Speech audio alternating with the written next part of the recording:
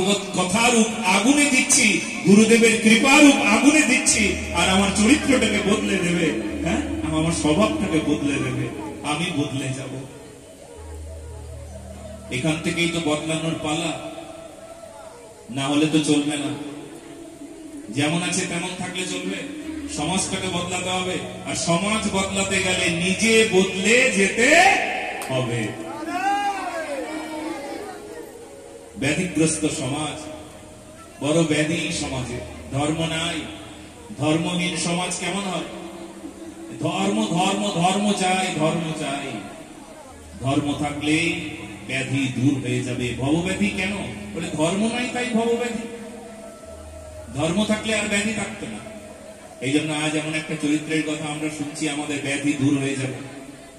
এটা ঔষধ, শুধু চরিত্র কথা নয়, ঔষধ কানে যাচ্ছে ব্যাধি নিবারণের জন্য। একজনের ব্যাধি নিবারণ হয়ে গেলে বা সমাজ শুধরে যাবে। এই উপায় হবে, এই কল্যাণ হবে আপনার, এই মঙ্গল হবে।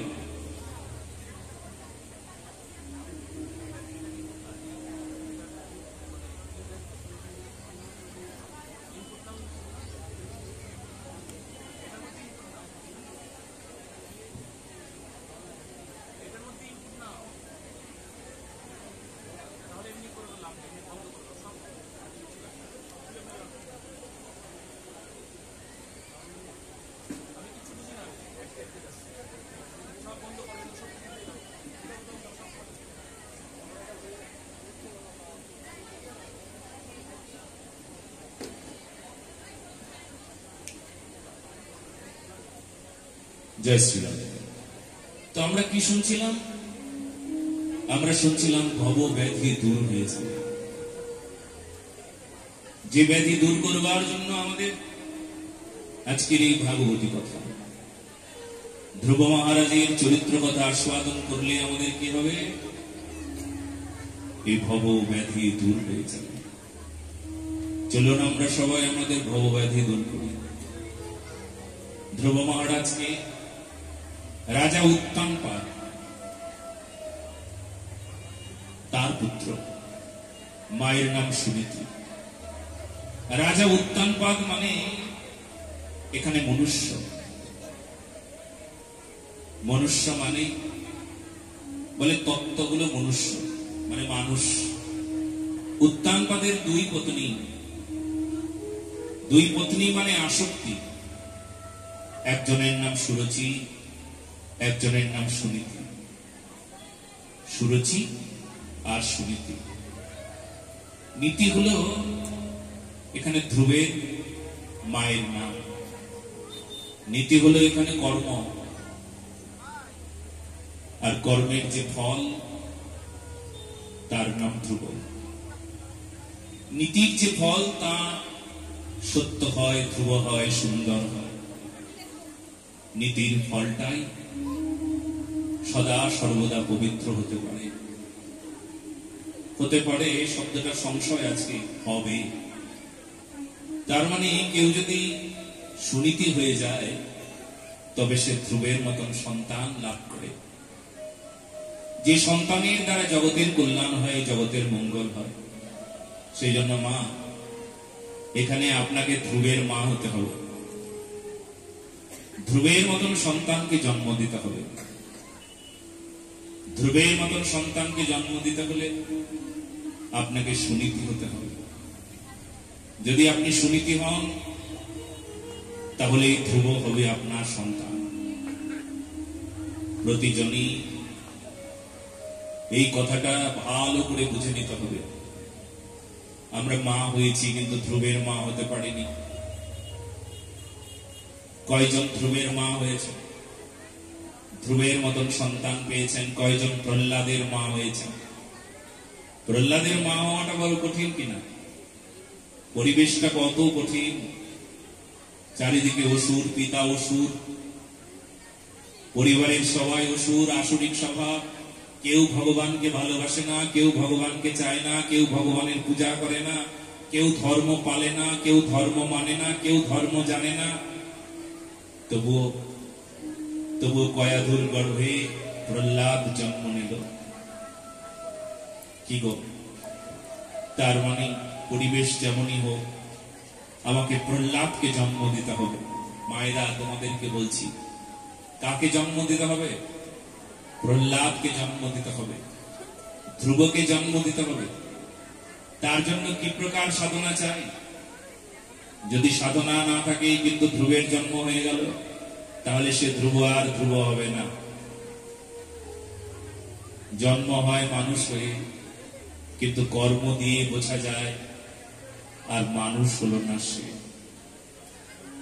হলো মানুষ, দেখতে মানুষ, জন্মের পর কিছুদিন মানুষ থাকে, সত্য বলে, সত্য দেখে, সত্য জানে, কিন্তু তারপর পরিবেশ পরিস্থিতি তাকে মিথ্যা বলতে শেখায়, মিথ্যা দেখে, আত্ম অহংকার বাড়ে, আমি আমি আমার আমার করে। সেই ছেলেটা যখন ছোট্ট ছেলে, হাত থেকে কিছু নিয়েছে, ওদের ঘর থেকে কিছু নিয়েছে কেউ, বলে এটা আমাদের ঘরে, এটা আমার, এটা আমাদের ঘর, যা যা, এটা আমার, ধরবি না। আপনি হয়তো ছোট্ট শিশুটার আমার শুনে আনন্দ পান, কিন্তু আমার ভগবান তার মুখ থেকে আমার শুনে দুঃখ পায়, কারণ তার ভিতরে অহংকার প্রবেশ করে গেল, শেষ হয়ে গেল। তার মানে ও ধীরে ধীরে ধীরে ধীরে ওর চরিত্র শেষ হয়ে যাচ্ছে, ওর গুণ থাকছে না, ওর দোষ প্রবেশ করছে।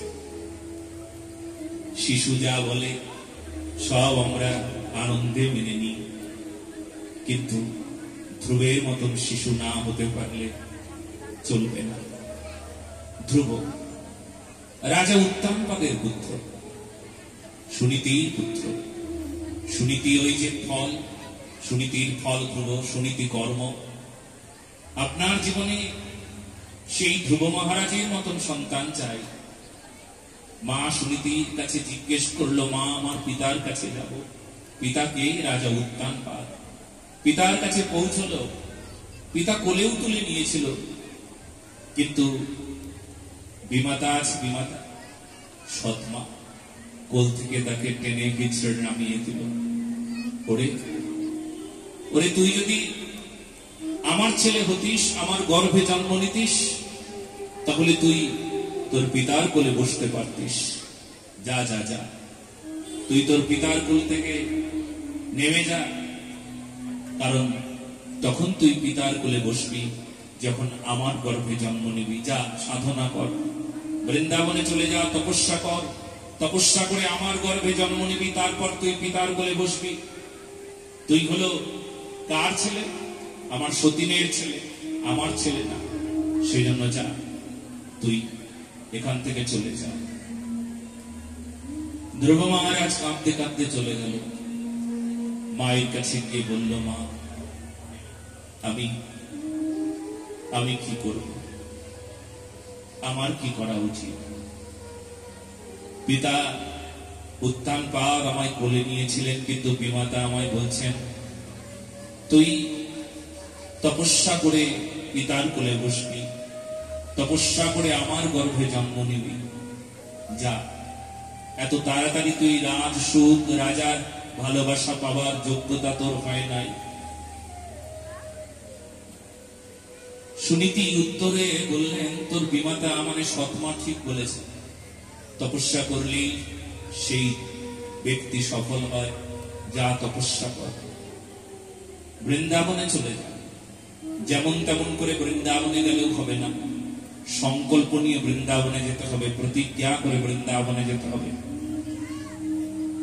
যদি ভগবানকে না লাভ করিস তাহলে বৃন্দাবন থেকে ফিরবি না, আর যদি ভগবানকে লাভ করিস তাহলে এই মুখটা দেখাবি, আমিও দেখতে চাই যে ভগবান পায় সে কত সুন্দর হয়ে যায়। আমি ওটা দেখতে চাই যে ভগবানকে লাভ করে সে কত সুন্দর হয়। যা পুত্র, আমার চরণ ছুঁয়ে প্রতিজ্ঞা কর, ভগবানকে পেলে তবে আসবি, ভগবানকে না পেলে বৃন্দাবনে মরে যাস। হয়তো কেউ শুনে মনে মনে ভাববেন, মা এত নিষ্ঠুর হয়, মরে যেতে বলল বৃন্দাবনে, বৃন্দাবন থেকে আর ফিরবি না যদি ভগবানকে লাভ করতে না পারিস। আসলে মা নিষ্ঠুর না, এইরকমই মা হওয়া উচিত। ইনি জানেন, ইনি সত্যিই সুনীতি। এই সুনীতি মাই এই কথা বলতে পারে, সব মা কি এই কথা বলতে পারে? তার সন্তানকে বলতে পারে বৃন্দাবনে চলে যা, যদি ভগবানকে লাভ করিস তবে আমারও কল্যাণ হয়ে যাবে। ওই মুখটা যদি আমি দেখি যে ভগবান পায়, সেই মুখটা যদি একবার আমি দেখি, আমারও কল্যাণ হয়ে যাবে।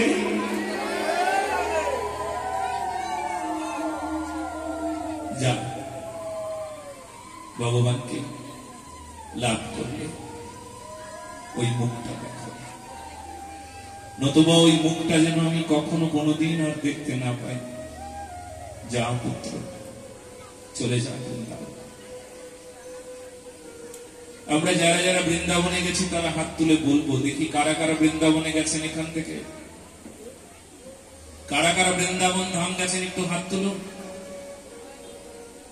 এই কয়জন মাত্র?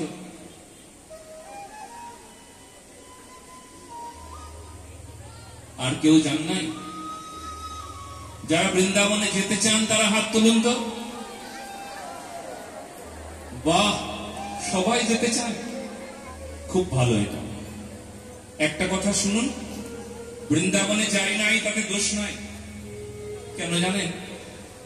যারা বৃন্দাবনে গেছে, যাওয়ার পর যারা পাগল হয়ে যায় নাই, বৃন্দাবন চন্দ্র আর বৃন্দাবনেশ্বরীকে ভালোবাসলো না, এটা হয় কখনো?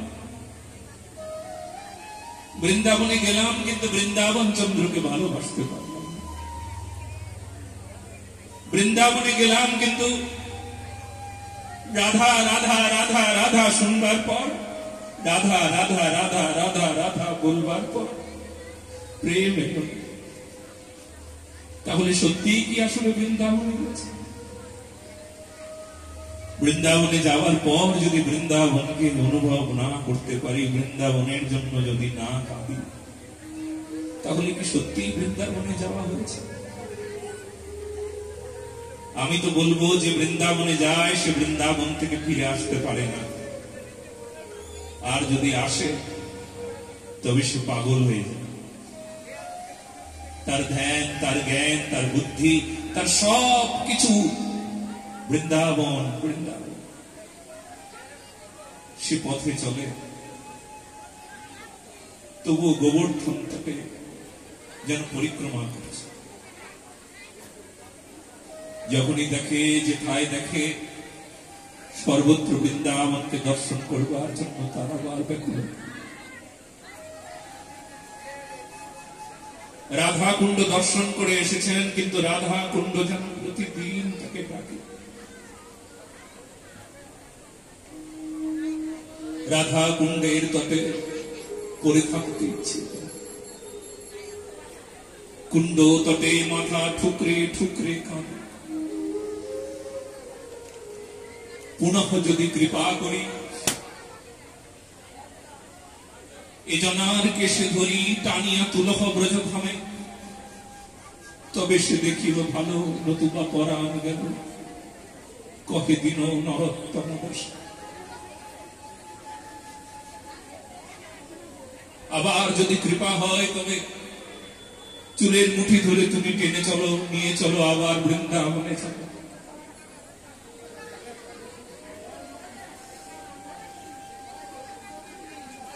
কবে যাব বৃন্দাবন?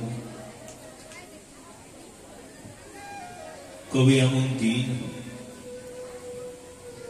মাধু গড়ে গড়ে খাও, বেড়াবো নগরে নগরে। যেথায় তুমি সেথায় আমি, যেথায় প্রাণেশ্বরী সেথায় প্রাণ। তবে কেন এখানে পড়ে আছে? আর যদি পড়েও থাকি, কেন আমার মন প্রাণেশ্বরীর জন্য কাঁদে না? কেন বৃন্দাবনের জন্য?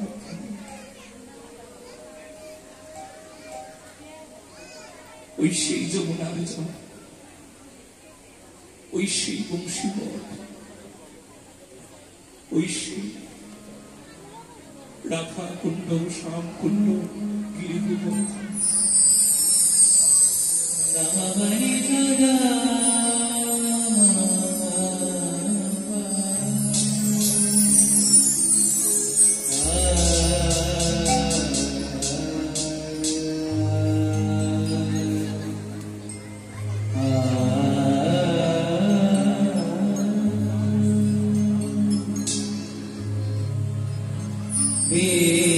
বিষয় বাসনা ছেড়ে যাবে যাব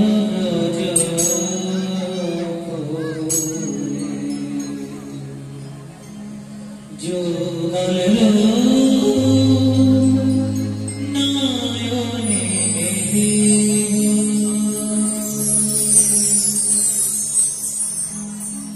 বিষয় বাসনা ছেড়ে যাবে যাব ব্রজ যুগল